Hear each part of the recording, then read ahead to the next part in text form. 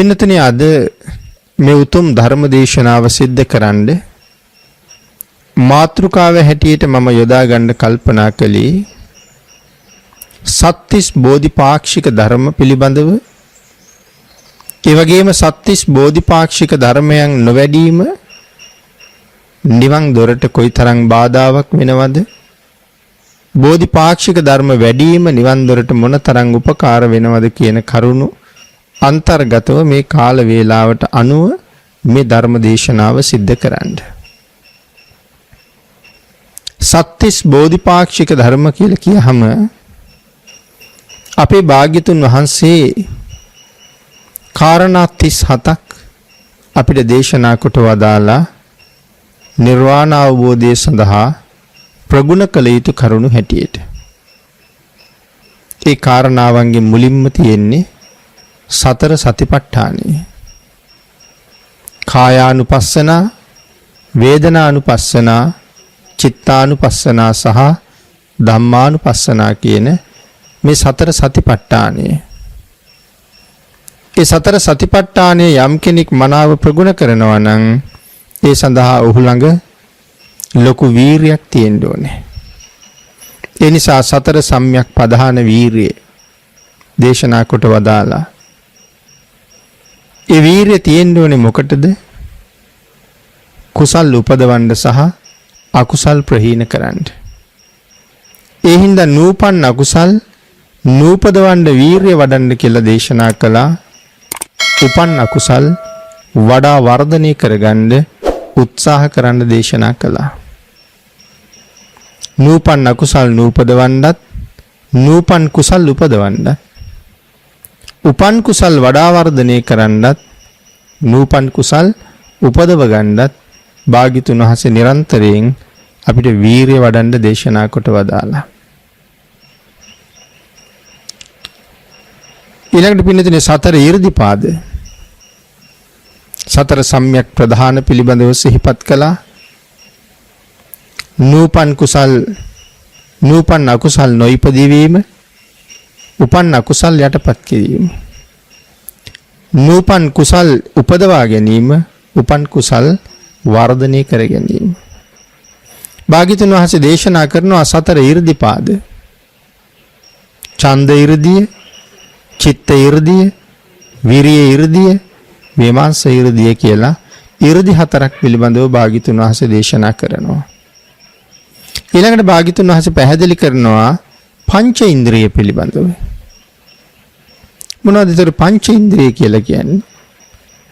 ශ්‍රද්ධා ඉන්ද්‍රිය, වීරිය ඉන්ද්‍රිය, සති ඉන්ද්‍රිය සහ සමාධි ඉන්ද්‍රිය. මෙන්න මේ ඉන්ද්‍රිය ධර්මයන් ප්‍රගුණ කරගන්න කියලා දේශනා කරනවා.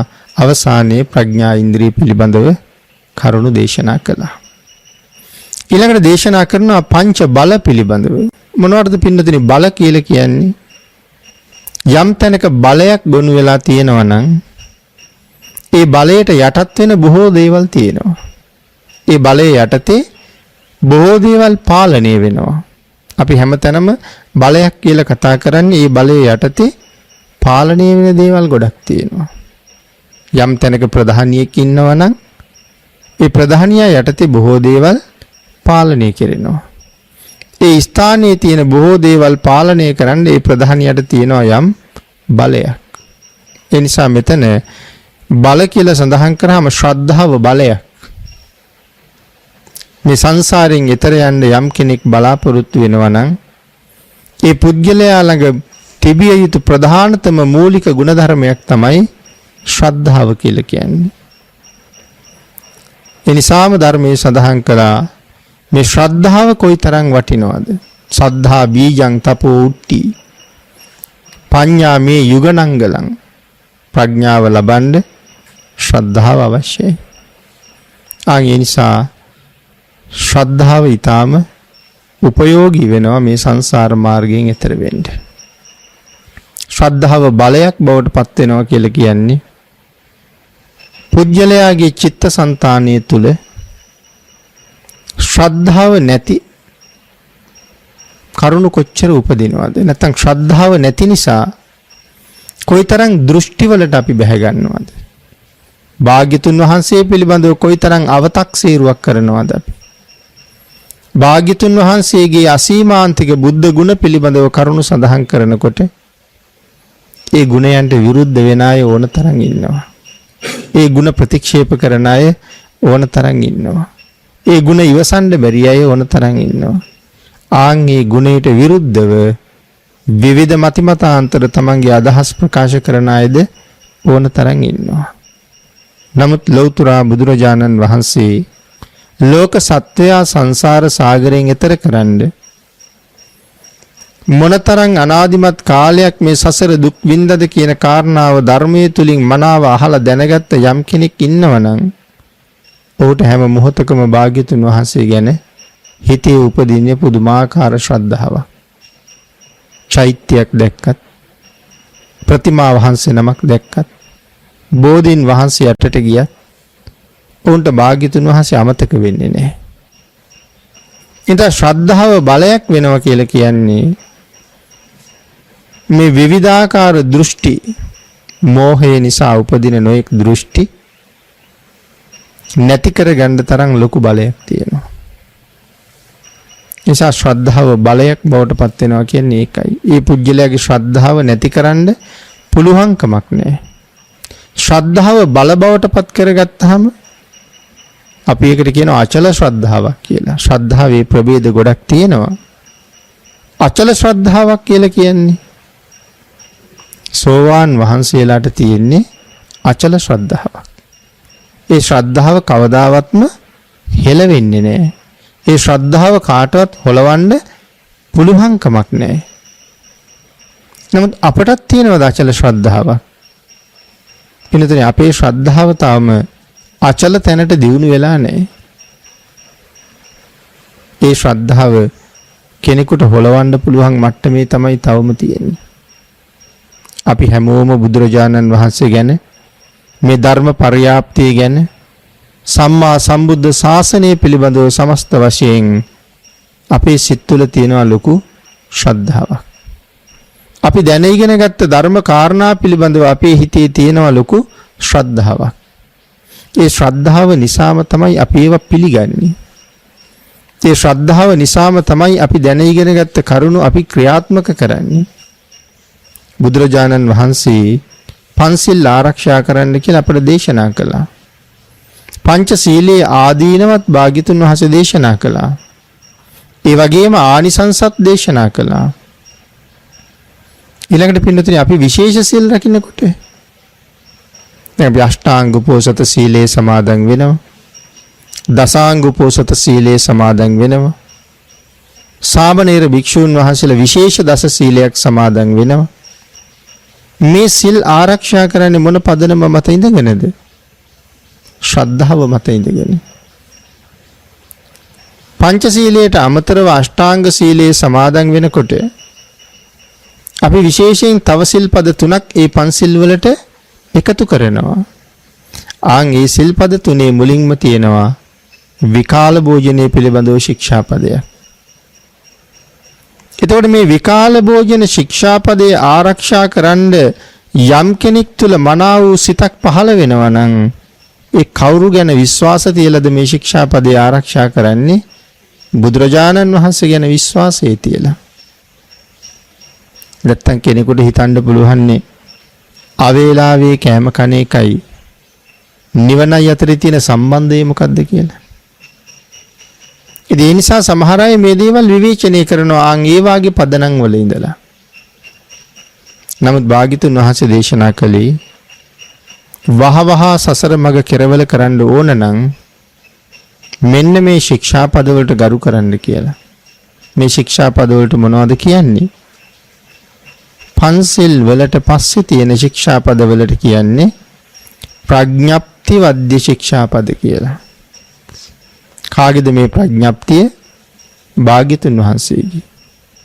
එහෙමනම් මේ ශික්ෂාපදයේ දේශනා කළේ මේක නිවනට හේතු වෙන නිසාමයි. කොහොමද මේ ශික්ෂාපදේ නිවනට හේතු වෙන්නේ? පින්නතුනි, ආහාරය පිළිබඳව අපිට තියෙන තණ්හාවක් නේ. අපි හැමෝටම ආහාර සම්බන්ධයෙන් තණ්හාවක් තියෙනවා. මධ්‍යාහනයට කලින් සිල් සමාදන් වෙච්ච කෙනෙක් දහවල් ආහාරය අනුභව කළාට පස්සේ හෙට උදේ අරුණ නැගෙන තුරු නැවත ආහාර අනුභව කරන්නේ නැහැ. ඒක තමයි විකාල භෝජන ශික්ෂාපදේ ආරක්ෂා කරනවා කියලා කියන්නේ. එතකොට ආහාර පිසින තැනකට ගියහම ආහාරවල සුවඳ එනකොට අනික් අය ආහාර ගන්නකොට සමහර වෙලාවට අපිට ආහාර ගන්න හිතෙන්නේ නැද්ද? ඒ කියන්නේ ආහාරය පිළිබඳව අර සුවඳ එනකොටම තණ්හාවක් එනවා. නමුත් ඒ තණ්හාව අත්හැරලා භාග්‍යතුන් වහන්සේ පිළිබඳව විශ්වාස තියලා ඒ උතුම් භාග්‍යතුන් වහන්සේගේ දේශනාවට ගරු කරලා මම මේ ශික්ෂාපදේ ආරක්ෂා කරනවා කියලා යම් කෙනෙක් දැඩිව තීරණය කරනවා නම් බුදුරජාණන් වහන්සේ ගැන විශ්වාස තියලා තමන්ගේ තණ්හාව යටපත් කරලා ශික්ෂාපදේ රැකීම පිළිබඳව දැඩි විශ්වාසයක් තියාගෙන වීරිය වඩනවා. ඉතින් මේ වගේ පන්සිල් වලින් පස්සේ තියෙන ශික්ෂාපද සියල්ලම අපි ආරක්ෂා කරන්නේ බුදුරජාණන් වහන්සේ පිළිබඳව තියාපු විශ්වාසයක් උඩ. ඉතින් මේ ශ්‍රද්ධාව නිසා ඉතින් මේ වාගේ ශ්‍රද්ධාවේ ප්‍රභේද ගොඩක් කතා කරන්න පුළුවන්. එතකොට අපි කියමුකෝ කෙනෙක් 이르දියෙන් ඇවිල්ලා අපිට කියනවා අපි කියමු දෙවියෙක් කෙනවා කියලා. අපිට පෙනිපෙනීම දෙවියෙක් කෙනවා. විශාල ශරීරයක්. සාමාන්‍ය සඳහන් කරන්නේ කරත්ත 60ක විතර පටවන්න පුළුවන් රත්තරන් කියන්නේ ආභරණ පැලඳගෙන ඉන්නවා කියලානේ. එක දෙවියෙකුගේ ආභරණ ඔක්කොම ගැලෙව්වොත් කරත්ත 60ක් විතර පුරවන්න වෙනවා කියලා කියන්නේ. එච්චර ආභරණ දරාගෙන ගව් දෙක තුනක් උස විශාල ශරීරයක් තනිකරම රැස් විහිදෙනවා. එහෙම දෙවියෙක් අහසින් අපි ගාවට ඇවිල්ලා කිව්වොත් මොනවද ඔයගොල්ලෝ ඒ කරන්නේ? මේ නිවන් දකින්න රැට නොකා හින්න ඕනේ නැහනේ. නිවන් දකින්න මෙන්න මේ දේවල්නේ කරන්න ඕනේ. එහෙනම් මේ ආහාරයෙන් වැළකුණා කියලා කොහොමද නිවනට පාර හැදෙන්නේ? කී කරුණු දේශනා කළොත් පුතඥ අපේ මනසේ හැටියට ඒක ඇත්ත වගේ අපිට හිතෙන්නේ නැද්ද? එයි මේ දිලිසි ඇවිල්ලානේ කියන්නේ ප්‍රාතිහාර්ය දක්වලා.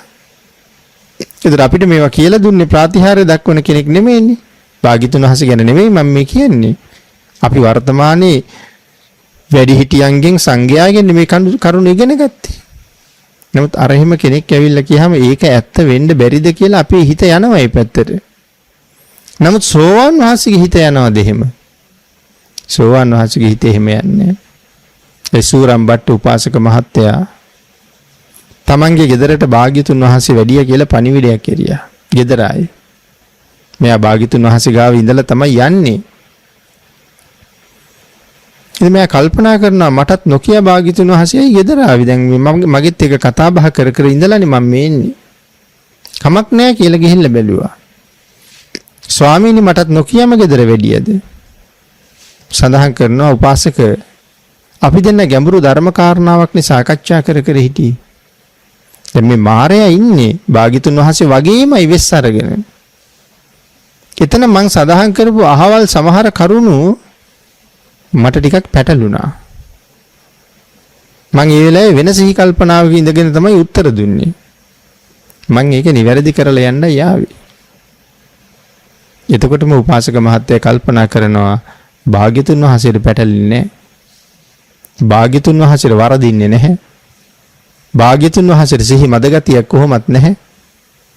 නුඹ මාරයා නේද කියලා ඇහුවා. දැන් අර විදිහටම ඇවිල්ලා අපිට කතා කළා නම් අපි ඒකට ගොදුරු වෙනවා.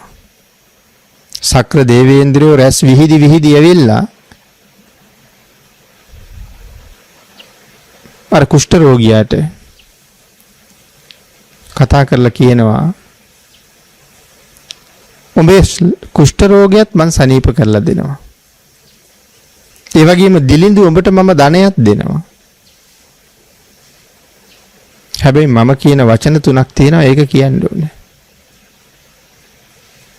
මොකද ශරීරයේ පුරාම බිබිලි හැදිච්ච නිරන්තරයෙන් කසන නිතා දිය ගලන ශරීරයක් තියෙන කෙනෙක් මෙයා. ධම් සභාවට බණ අහන්න එනවටවත් අනික් අය කැමති නෑ ළඟට ගන්න. ඒ නිරන්තරයෙන් ඇඟේ දිය ගෑවෙනවා. එහෙනම් අනික් අයට කරදර නොකර ඔහු එළියට ඉඳගෙනමයි බණ අහන්නේ. එයාගේ නම සුප්‍රබුද්ධ. නමුත් ඇඟ පුරාම කුෂ්ඨ තියෙන නිසා තමයි කුට්ටි කියලා නමක් පට බැඳලා තියෙන්නේ. හැබැයි ඉතින් ධම් සභාව ඇතුලේ ඉන්න සමහරුන්ට බැරි වුණාට එළියේ ඉඳලා බණ අහපු සුප්‍රබුද්ධ සෝවාන් වුණා. සුප්‍රබුද්ධටයි ශක්ති විඳිවිල්ල කියන්නේ බුදුන් බුදුන් නොවේයි කියාපන්. දහම් දහම් නොවේයි කියාපන්. සංගුන් සංගුන් නොවේයි කියාපන්. ලෙඩෙත් සනීප කරලා ධනයත් දෙනවා කියලා. මූණ දිහා බලලා ඇහුවා උඹ කවුද කියලා. මම තමයි දෙදෙව් ලෝකයට අධිපති සක්‍රයා කියලා කිව්වා. සක්‍රයා වුණත් කමක් නෑ මහ මෝඩෙක් වගේ මට පේන්නේ කියලා කිව්වා. එසමගේ කාලේ නාස්ති කරන්න නැතුව නින්දිත දේවල් මට කියන්න හදන්නේ නැතුව ආපුවත බලාගෙන යන්න කියලා කිව්වා. ඒ සෝවාන් වහන්සේගේ අචල ශ්‍රද්ධාව භාග්‍යතුන් වහන්සේ ගැන අපිට සක්‍රය ඇවිල්ලා උඹලා ඔය කරන දේවල් වැරදි කියලා හරි කාරණාවත් වැරදි කියලා කිව්වොත් අපි පිළිගන්නවා මෙතෙක් කල් කරලා තියෙන වැරදි වැඩ කියලා. අන්න ඒ හින්දා මේ ශ්‍රද්ධාව කියන කාරණාව ගැන කරුණු රාශියක් අපිට කතා කරන්න ඕනේ. එතකොට මේ කාරණාවේදී ශ්‍රද්ධාවනේ පංච බල අතර මුලින්ම තියෙන්නේ ශ්‍රද්ධා බලය. ඉතින් ශ්‍රද්ධා බලයක් බවට පත් වෙන්නේ වෙනස් නොවන ස්ථිර ශ්‍රද්ධාවක අපි පිහිටපු දවසට ශ්‍රද්ධාව බල බවට පත් වෙනවා. අන්‍ය කාරණා අභිභවනය කරලා ශ්‍රද්ධාව ඉස්සරහට එනවා නම් ශ්‍රද්ධාව බලයක් වෙලයි තියෙන්නේ. ඊළඟට සඳහන් කළේ වීරිය බලය, සති බලය, සමාධි බලය සහ ප්‍රඥා බලය කියලා බල පිළිබඳව දේශනා කළා. බල පහක් පංච බල. ඊළඟට දේශනා කළා සප්ත බොජ්ජංග. මේ සත්‍තිස් බෝධිපාක්ෂික ධර්මයන්ගේ සප්ත බොජ්ජංග ධර්ම දේශනා කළා. සති සම්බොජ්ජංගය, ධම්මවිචේ සම්බොජ්ජංගය, විරිය සම්බොජ්ජංගය, පීති සම්බොජ්ජංගය, සති සම්බොජ්ජංගය, සමාධි සම්බොජ්ජංගය සහ ඊළඟට දේශනා කළා ප්‍රඥාව පිළිබඳව.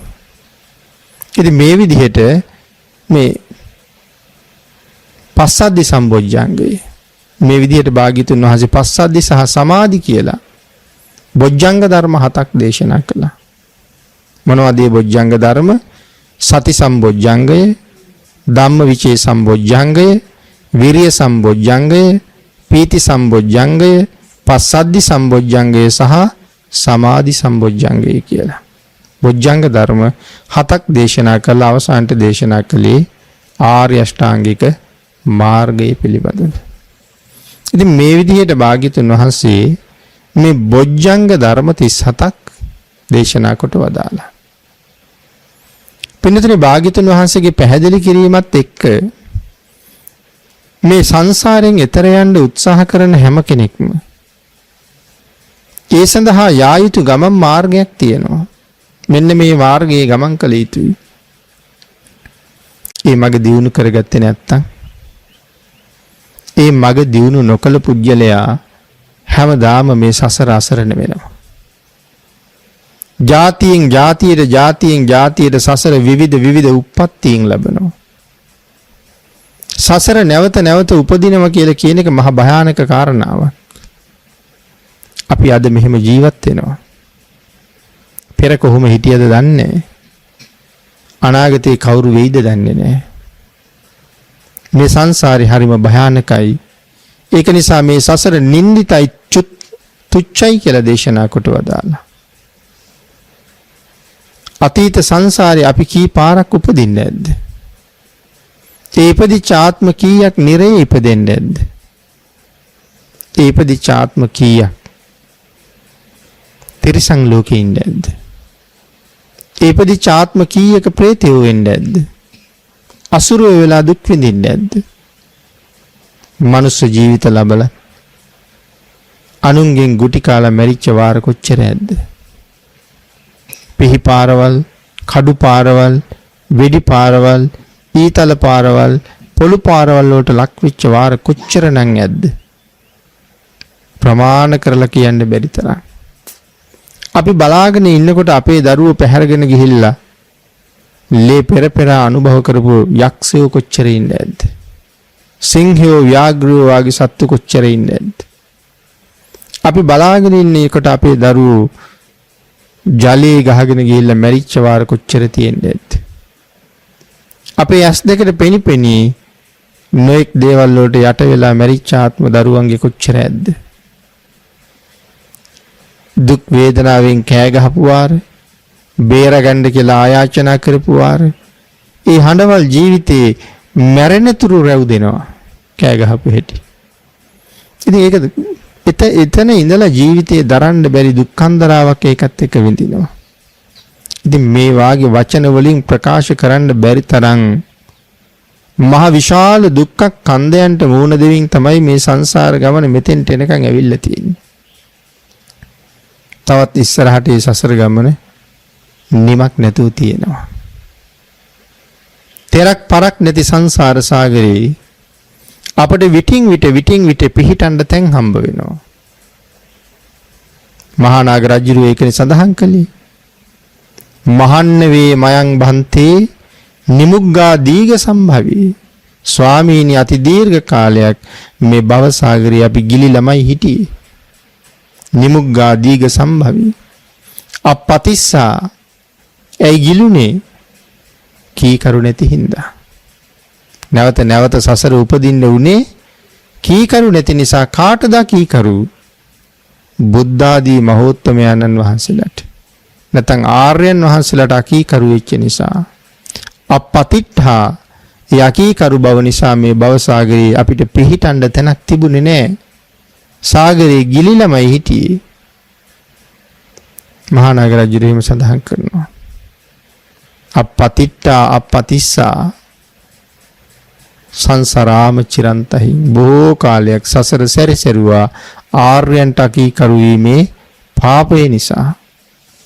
ඒක මහා නාග රජු පෞද්ගලිකව තමන් ගැනදී කියන්නේ. අපි ඔක්කොම ගැන කියන්නේ. එහෙනම් වරින් වර බුද්ධාන්තර හම්බ වුණා. ලෞතර බුදුරජාණන් වහන්සේලා අපට දහම් දේශනා කළා. මගනමග මනාව පැහැදිලි කරලා කියලා දුන්නා. නමුත් අපි ඒව ඇහුවේ නැති හින්දා භව සාගරේ තව දිගට යනවා. නමුත් අපිට නැවතත් බුද්ධාන්තරයක් හම්බ වෙලා. මහා නාග රජු නැවතත් කියනවා. ඒතර හිතුම් හේ ආපජ්‍ය. නැවතත් මෙකල්හි නුඹ වහන්සේගේ පැමිණීම සිද්ධ වුණා. ඒතර හිතුම් හේ ආපජ්‍ය පතිට්ඨං අධිගච්ඡරි. ආයිත් බුද්ධ ශාසනයක් ලැබුණ නිසා පිහිටන්න තැනක් ලැබුණා. තුම්හාකං වන්දනං කତ୍වා. නුඹ වහන්සේට වන්දනා කරලා මේ පාරණං සංසාරයෙන් ඈතර වෙනවා. උත්තින් නම් භවන්නවා. මේ පාර භව සාගරයෙන් ඈතර වෙනවා. එහෙනම් අපිටත් ආපහු සැරය බුද්ධාන්තරයක් හම්බ වුණා. බුද්ධාන්තරයක සම්මා දිට්ඨික මනුස්ස ජීවිතයක් අපි ලබා ගත්තා. බුද්ධාන්තරයක සම්මා දිට්ඨික ජීවිතයක් ලබනවා කියලා කියන්නේ පින්නතුනි හරියට රුවන් පිරිච්ච පොළොවක ඉපදුනා වාගේ වැඩක්. මණික්ම පිරුණ පොළොවක ඉපදුනාට පස්සේ හාරන ඕනම තැනක මණික් තියෙනවනේ.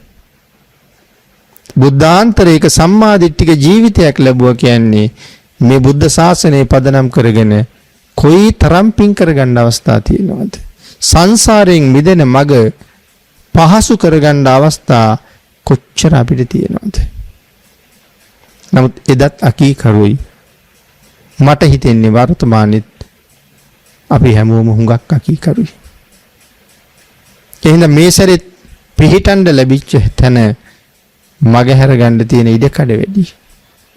නමුත් ඒ දුකින් පිරිච්ච සංසාරයෙන් එතර යන්න බලාපොරොත්තු වෙන කෙනෙක් ප්‍රධාන වශයෙන් දියුණු කරගත යුතු අංග පිළිබඳව තමයි මේ බෝධිපාක්ෂික ධර්ම හැටියට දේශනා කරලා තියෙන බෝධි අංග. බෝධි කියලා කියන්නේ ලෝකෝත්තර ඥාන වලට ව්‍යවහාර කරන තවත් නමක්. ඊළඟට සඳහන් කළා ලෝකෝත්තර ඥානයන් ලැබීමට ඇති කර ගැනීමට උපකාර වන ධර්ම සමූහයක් තියෙනවා. ඒකට කියනවා බෝධිපාක්ෂික ධර්ම කියලා. ආන්ගේ බෝධිපාක්ෂික ධර්ම වල මුලින්ම තියෙන්නේ සතර සතිපට්ඨානය දිනු කරන්න කියලා. මේ අංග 37ම විස්තර සහිතව සාකච්ඡා කරන්න අපිට මේ කාල වේලාව ප්‍රමාණවත් මදි වෙයි. සතර සතිපට්ඨානය පිළිබඳව කරුණු ටිකක් අපි සාකච්ඡා කරමින් දේශනාව ටිකක් ඉදිරියට කරමු. තව සතර සතිපට්ඨානයි කායානුපස්සනා, වේදනානුපස්සනා, ධම්මානුපස්සනා සහ චිත්තානුපස්සනා. මේ සමස්තයක් සතර සතිපට්ඨානය ගැන භාග්‍යතුන් වහන්සේ මොනවද දේශනා කළාද? මේ ගැන අපේ භාග්‍යතුන් වහන්සේ උතුම් වූ රතන සූත්‍ර දේශනාවෙත් කරුණු පැහැදිලි කරනවා. ඒ වගේම අපේ භාග්‍යතුන් වහන්සේ මේ කාරණාව සම්බන්ධයෙන් තවත් නොයෙක් සූත්‍රවල කරුණු පැහැදිලි කරනවා. සතර සතිපට්ඨානයෙන් යුතුව වාසය කරන්න කියලා. චක්කවර්ති සීහනාද සූත්‍ර දේශනාවෙන් ඒ පිළිබඳව බොහෝ කරුණු විස්තර කරනවා. උදාහරණ සහිතව මේ පිළිබඳව කරුණු පැහැදිලි කරන තවත් සූත්‍ර දේශනා තියෙනවා ධර්මයේ තුල.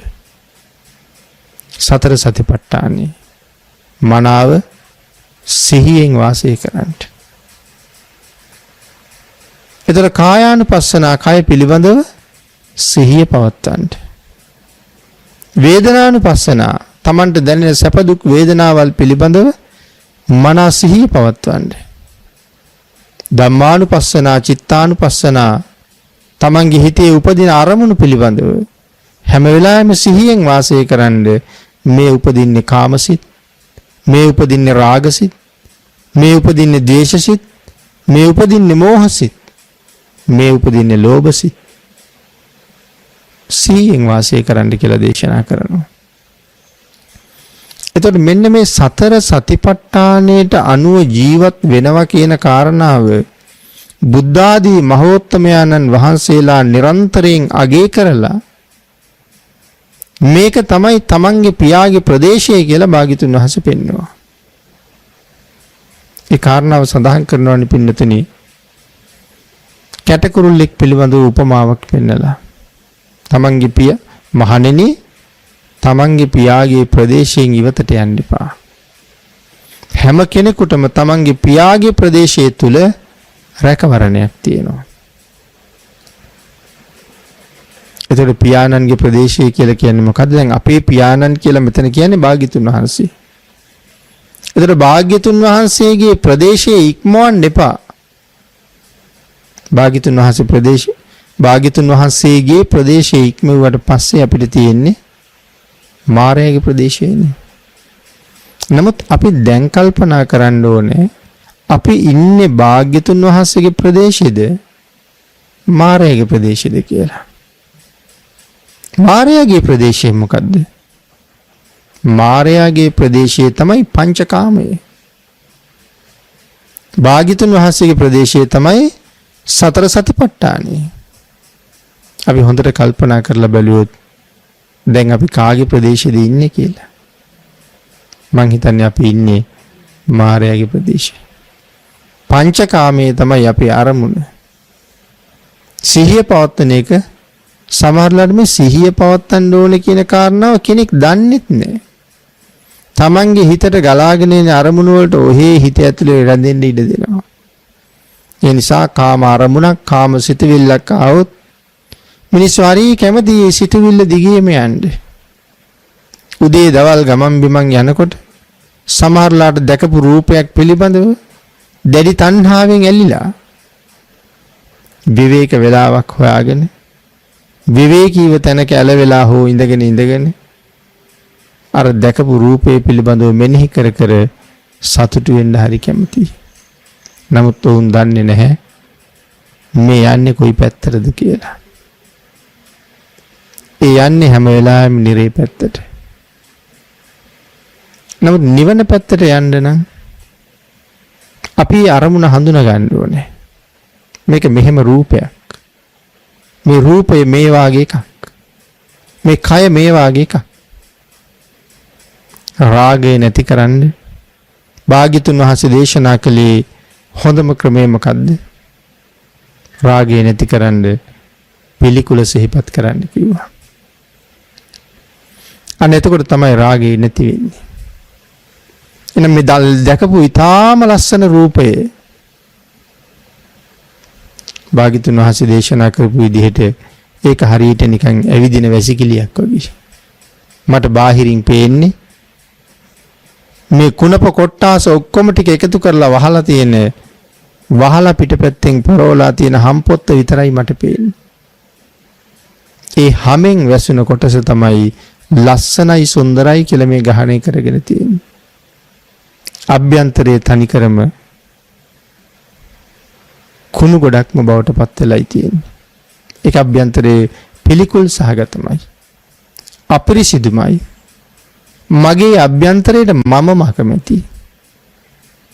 තමන්ගේ නමුත් ලේ ගලාගෙන යනවා දැක්කොත් තව කෙනෙක් ක්ලාන්ත වෙලත් වැටෙනවා. අපි ලේ වල දුර්ගන්ධයට ලේ වලට කැමතිත් නැහැ.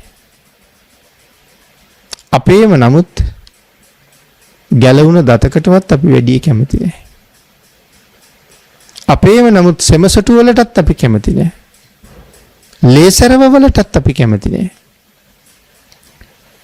අපි අර දැකපු ලස්සන ප්‍රිය උපදවන රූපය අතින් අල්ලගන්න අත ස්පර්ශ කරන්න තියෙනවා නම් අපි හරි කැමතියි.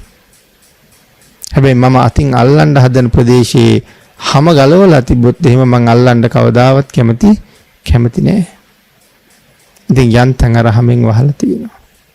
භාග්‍යතුන් වහන්සේ කරුණ දක්වලා බිම්බිසාර මහරජුරුවන්ගේ අග්‍ර මහේෂිකාව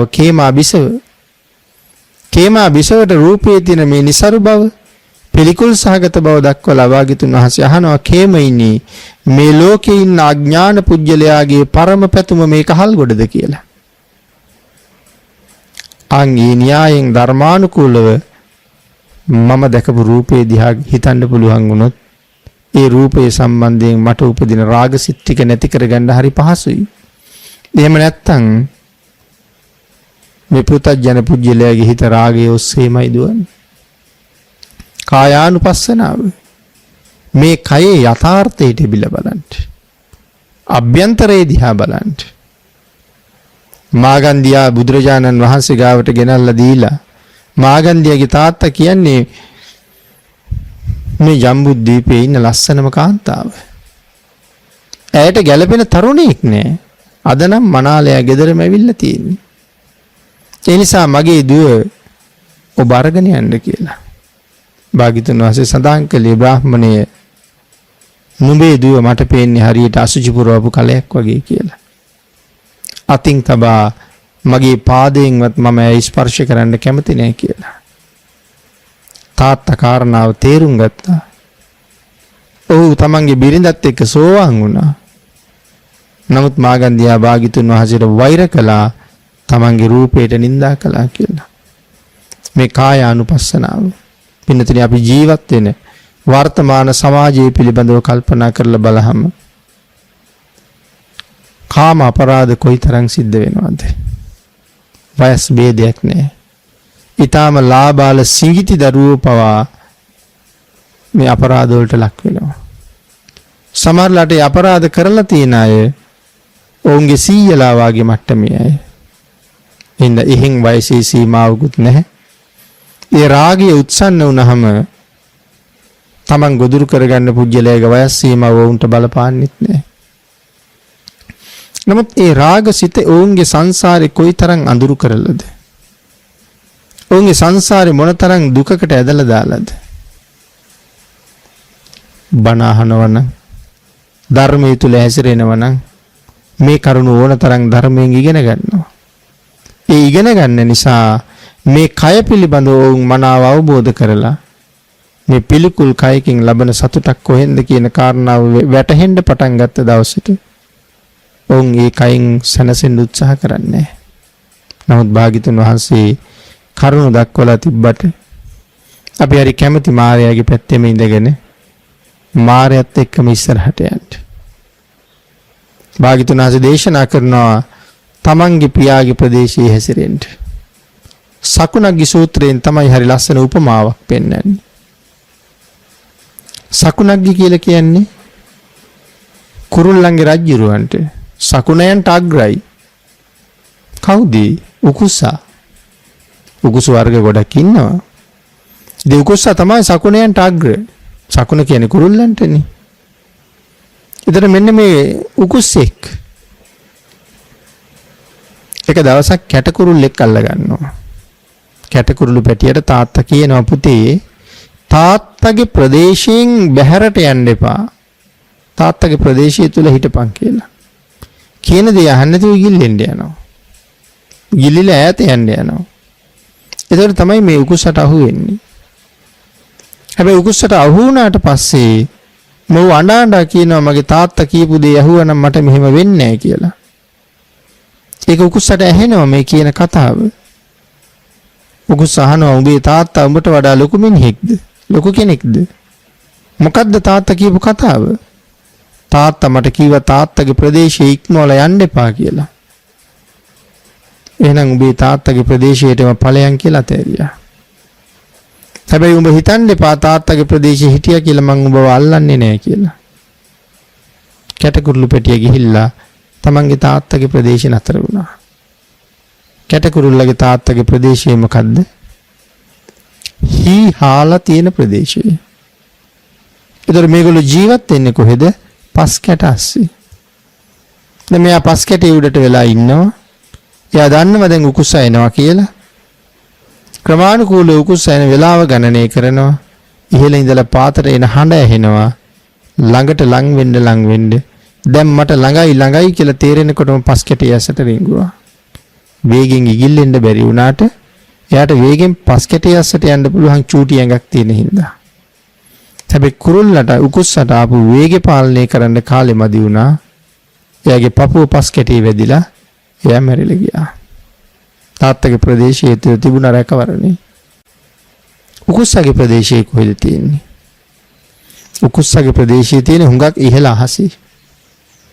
අපි සාමාන්‍ය දකිනවා මේ සාමාන්‍ය කුරුල්ලෝ හැසිරෙන පල්ලහැට ඇවිල්ලා උකුස්සෝ හැසිරෙන්න ගත්තාම කුරුල්ලන්ගේ කූඩු කඩන්න යන්න ගියාම ඔය සමහර පොඩි කුරුල්ලෝ පවා උකුස්සන්ට එලවෙලව පහර දෙනවා.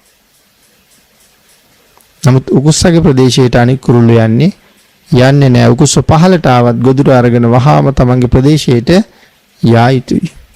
හැමෝටම තමන්ගේ පියාගෙන් උරුම වෙච්ච ප්‍රදේශයේ රැකවරණයක් තියෙනවා. එහෙනම් ඔබට මට භාග්‍යතුන් වහන්සේගෙන් උරුම වෙච්ච ප්‍රදේශයේ තමයි මේ සතර සතිපට්ඨානෙ. ඒ නිසායි දේශනා කළේ සතර සතිපට්ඨානෙන් පිටට යන්න එපා කියලා. ඒ නිසා හැම වෙලාවෙම තමන්ගේ ජීවිතේ මනස සිහි කල්පනාවෙන් ගත කරන්න කියලා දේශනා කළා.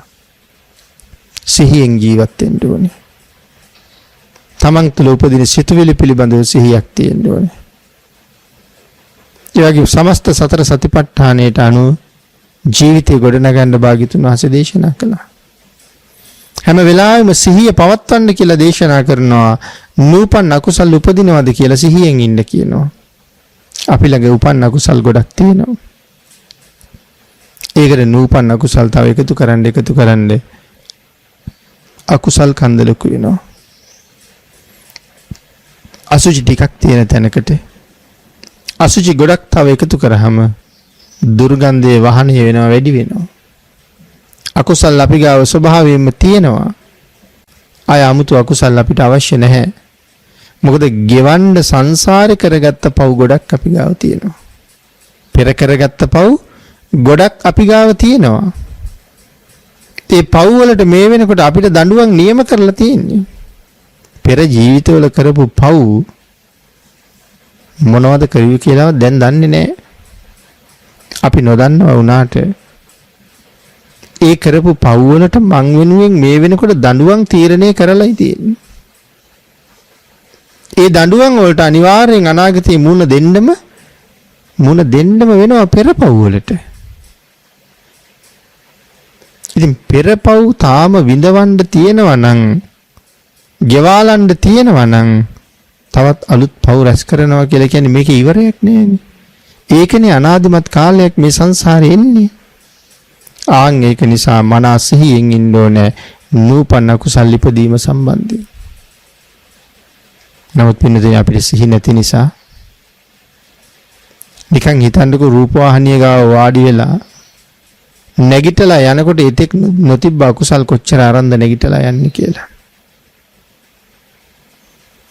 කිසියම් සංදර්ශනයක් බලන්න ගිහිල්ලා ආපහු වෙනකොට gederin ගෙනිච්ච නැති අකුසල් කොච්චර අරගෙනද ආපහු ආවේ කියලා.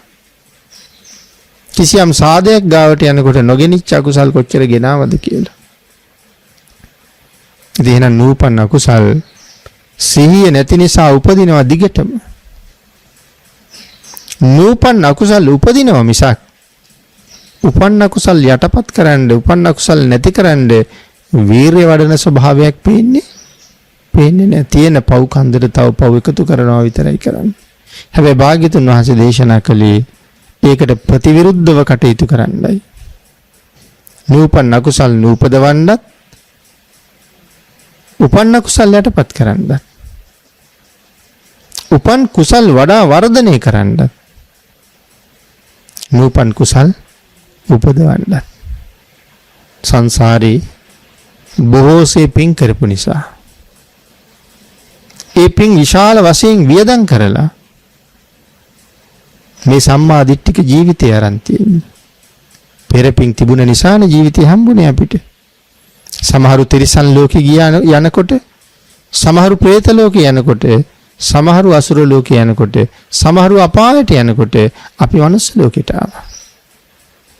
ඒ සතර අපායේ ගියපු අයට වඩා අපි ළඟ පින් තිබුණා. ඒ පින් ගොඩක් වියදම් කළා නිරේට නොයා මෙහාට එන්න. මෙහි ඇවිල්ලත් අපි ඒත් සැපසේ ජීවත් වෙනවා. ආහාර පාන හිගනේ, ගෙවල් දොරවල් අඩුනේ, ඉඩකඩම් නැත්තේනේ, සල්ලි මිල මුදල් ධන ධාන්‍ය යාන වාහන මේ ඔක්කොම තියාගෙන බොහොම සැපසේ ජීවත් වෙනවා. ඒ සැප විඳින්නේ මේ ජීවිතේ කරපු දේවල් වලටද? පෙර කරපු පින් වලට අනුව තමයි සැප විඳින්නේ. පෙර කුසල් මේ භුක්ති විඳින්නේ. පෙර කුසල් මේ වැය කරන්නේ. ආන් ඒ පෙර කරන ලද කුසල් නිසා ලබාගත් බොහෝ දේවල් වර්තමානයේ හුඟක් අය ආපහු වියදම් කරන්නේ ආපහු අකුසල් රැස් කිරීම සඳහාමයි. ඊටාම අල්පයි ස්වල්ප පිරිසයි ඉන්නේ ඒ පෙර කුසලේ පාවිච්චි කළ වර්තමානයේ නූපන් කුසල් උපදවන අය. බොහෝ දෙනා කරන්නේ උපන් කුසල් වර්ධනය කරන්නෙත් නැහැ, නූපන් කුසල් උපදවන්නෙත් නැහැ. ඊට සීමිත පිරිසක්, අතලොස්සක් තමයි අපි මේ විදිහට දකින්නේ. අන් ඒක නිසා යමෙක් යම් සම්පත්තියක් ලබාගෙන ඉපදුනා නම් ඔහු දැනගන්න ඕනේ මේ පෙර කරන ලද කුසල කර්මයක් තමයි මට මේ තරම් සැපයක් ගෙනල්ලා දීලා තියෙන්නේ. ඒ පින්පවුත් අපිට මාරේ කෙඩියට ක්‍රියාත්මක වෙන අවස්ථා තියෙනවා. ඒක තමයි මේ සඳහන් කරන්නේ. දැන් හිතන්නකෝ සමහර කෙනෙක් මා විශාල ධනස්කන්ධයක් උපයලා තියෙනවා. ඒ ධනෙ ඉපෙව්වේ මොනව කරපු නිසාද? මේ ජීවිතෙන් ඒ ධනෙ උපයන්න වෙච්ච මහන්සියක් තියෙනවා. හැබැයි පෙර හොඳට දන් දීලා තිබ්බා. ඒ සමහර අයට මහන්සි වුණාට ප්‍රතිඵල නැහෙනේ. සමහර අය ඊට ස්වල්ප වූ කැපකිරීමකින් විශාල ප්‍රතිඵලයක් ලබනවා. පෙර කරන ලද කුසල් වල බලය. ඉතින් මේ පෙර කරන ලද කුසල් වලින් මේ ජීවිතේ ධනවත් වෙලා තියෙනවා. දැන් මේ ධනෙ වියදම් වෙන්නේ මොනවටද? යාළු මිත්‍රයොත් එක්ක විවිධාකාර අකුසල කර්ම සඳහා. දුර බැහැර ඈත රටවල් වල පවා සංචාරය කිරීම සඳහා. ඈත රටවල් යනවා කියන එක අකුසලයක් නෙමෙයි. ඊළඟට ගිහිල්ලා සමහර අය කරන දේවල් අකුසල් වලට හේතු වෙනවා. එහෙම ගියෙත් පෙරපින් වල ධනෙන් එහෙම විවිධ අකුසල් සඳහා ඒ තැන් වල වියදම් කළෙත් පෙරපින් වලින් හම්බ කරපු ධනෙන්. එතකොට අපි කරන ලද පෙර කුසල් අපිට මාරේ කෙටියට ක්‍රියාත්මක වෙලා නැද්ද? පෙර කුසලයෙන් ධනය ලැබුණා. ඒ ධනය අද වියදම් කරන්නේ අකුසලයේ උදෙසා. ඒකයි සඳහන් කළේ පින් පවුද වරක මාරේක් ලෙස ක්‍රියාත්මක වෙනවා සිහිය ප්‍රඥාව නැති පුද්ගලයාට. අන් ඒක නිසා පින්නතුනි සසර දුකින් සත්‍යය මුදවන්නේ, නිවන් සුවය ලබා දෙන්න, ලෝකෝත්තර මාර්ග ඥානය සම්පූර්ණ කරගන්න යම් කෙනෙක් කටයුතු කරනවද? ඔහු සිහියෙන්ම කටයුතු කරන්න ඕනේ. මේ සතර සතිපට්ඨානයට අනුව කටයුතු කරන්න ඕනේ. ඒ සිහිය ප්‍රඥාව ඔහුට නැති වෙච්ච හැම මොහොතකම ඔහු නිවන දිහාට නෙමෙයි ගමන් කරන්නේ, නිරේ දිහාට. සිහිය ප්‍රඥාව නැති වුණ හැම මොහොතකම නිවන දිහාට ගමන් කරන එක පසක තියලා ඔහු නිරේ පැත්තට ගමන් කරනවා. එහෙනම් අපි ළඟ ඉපදිච්ච හැම ලෝභසිතක්, ද්වේෂසිතක්, මෝහසිතක් සමග වාසය කරන යම් කාල පරිච්ඡේදයක් තියෙනවද? ඒ මුළු කාල පරිච්ඡේදය පුරාවට අපි යන්නේ කොයි පැත්තටද? නිරේ පැත්තට යනවා. යමෙක් ශ්‍රද්ධාවෙන්, ප්‍රඥාවෙන්, ධර්මානුකූලව ජීවිතේ ගොඩනගනවා නම් අකුසලයෙන් ඈත් වෙලා කුසල සම්පන්න ප්‍රතිපදාවක යෙදෙනවා නම් ඒ කුසල් වල යෙදෙන තාක්කල් ඔහු යනවා නිවන පැත්තට. හැබැයි පින්කම් කරන අතරෙත් නිරේ පැත්තට යනවා. එහෙම අවස්ථා පිළිබඳව දන්නේ නැද්ද? අපි කියමු අපි කෝටි ගාණක් වියදම් කරලා ලොකු පින්කමක් කරනවා. ඒ පින්කම සාර්ථක කරගන්න මම ලොකු පිරිසක් අරගෙන ගිහිල්ලා ඉන්නවා. හැබැයි මම අරගෙන ගියපු මිනිස්සු මගේ පින්කමේ වුන්ට පවරපු වැඩ කොටස් ටික මට ඕන හැටියට නෙමෙයි වුන් කරන්නේ. එතකොට මට කේන්තියක් නැද්ද? ලෝභය ප්‍රධාන අකුසලයක්. ද්වේෂය තවත් ප්‍රධාන අකුසලයක්. දැන් අර පින්කම ඇතුලේ දැන් මට ද්වේෂසිතක් ඇවිල්ලා මගේ මිනිස්සු මට ඕන හැටියට වැඩ කරන්නේ නැහැ. කියාපු දේවල් නිසිතන නිසි වෙලාවට ගෙනත් තියලා නැහැ. නිවන පැත්තට ඇවිදගෙන යන අතරතුර මං ආපහු හැරිලා නිරේ දිහාට යනවා. ඒ දේශසිතවිල්ලෙන් මිදිලා නැවත මං කුසල් අරමුණක් එක්ක වැඩ කරන තාක්කල් ආයෙත් මං නිවන පැත්තට යනවා. එහෙම වැඩ කර කර ඉන්න ගමන් මං ගේන්න කියලා තිබ්බ දේ ගේන්න තව කෙනෙක් පරක්කු කරනකොට ආයෙත් දේශය ඇවිල්ලා ආයෙත් මං නිරේ පැත්තට යනවා. පින් කරන අතරේ අපි හරියට පව් කරනවා. මේ සියලුම කරුණු මෙහෙම සිද්ධ වෙන්නේ මොකක් නිසාද? සිහිය ප්‍රඥාව මදිකම හින්දා සතර සතිපට්ඨානයෙන් විශේෂයෙන් මේ සිහිය පිහිටවීම තුළ අපි නැති හින්දා. ඒ නිසා භාග්‍යතුන් වහන්සේගේ ප්‍රදේශයේ වාසය කරන්නම කියලා දේශනා කරනවා මාර්යාගේ ප්‍රදේශයෙන් වහවහාම ඉවත් වෙන්න කියලා. පින්නතිනේ බෝධිපාක්ෂික ධර්ම හැම කෙනෙක්ම වැඩි යුතු ධර්මතා. හැම කෙනෙක්ම ප්‍රගුණ කළ යුතු ධර්මතා. තමගේ ජීවිතයට මනාව එකතු කරගත්ත යුතු ධර්මතා. ඊට අනුව ජීවිතය දිහා බලන්න අපි කටයුතු කළ යුතුයි හැම මොහොතකම. යමෙක් මෙන්න මේ සත්‍තිස් බෝධිපාක්ෂික ධර්මයේ ජීවිතයට එකතු කරගෙන භාග්‍යතුන් වහන්සේගේ දේශනාවට අනුව දිවි හිමියෙන් කියන කාරණාව මනාව ප්‍රත්‍යක්ෂ කරගෙන දැන් සිල් රකින්නකොට කියනවනේ දිවි හිමියෙන් කියලා. ජීවිතේ ගියත් මේ සිල්පදේ මම කඩන්නේ නැහැ. එහෙනම් ජීවිතේ ගියත් මෙන්න මේ පුරණ බෝධිපාක්ෂික ධර්ම පූර්ණේ කර ගැනීම. මං ජීවිතේ නැති වුණත් කවදාවත් අත්හරින්නේ නැහැ. මේ සිල් ගුණය මම මේ විදිහටම ආරක්ෂා කරනවා. මේ දුතාංගය මම මේ විදිහටම ආරක්ෂා කරනවා. යම් කෙනෙක් එහෙම තරයේ පිහිටලා කටයුතු කරනවා නම් එවන් වීරවන්තයන්ට මාරයා තරමක් බයයි. එනම් මාරයාට අභියෝග කරන්න පුළුවන් ජීවිතයක් මනාව ගොඩනැගුව කෙනෙක් බවට පත් වෙන්න නම් මේ බෝධිපාක්ෂික ධර්මයේ ජීවිතය තුළ වර්ධනය කරගත යුතුමයි කියන කාරණාව හැමතැනම අවවාද කරනවා.